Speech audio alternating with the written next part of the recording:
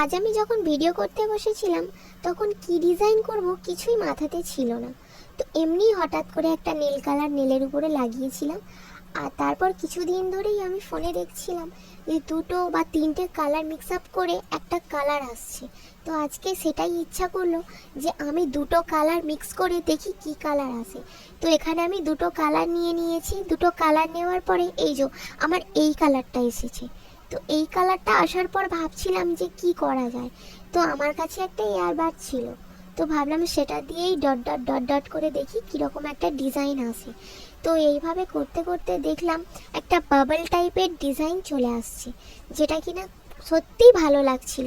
তো হঠাৎ করেই আমি এই ডিজাইনটা করে ফেললাম আর দেখলাম যে কিন্তু দেখতে ভালোই লাগছে। তো এইভাবেই আমি আজকে হঠাৎ করেই এইভাবেই একটা ডিজাইন করে ফেললাম।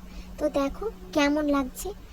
ভিডিওটা যদি সত্যিই ভালো লেগে থাকে তোমাদের, অবশ্যই একটা লাইক করে আর আমার ভিডিওটাকে শেয়ার করে আমার চ্যানেলটা সাপোর্ট করে আমার পাশে থেকো। দেখা হবে অন্য কোনো ভিডিওতে। টাটা।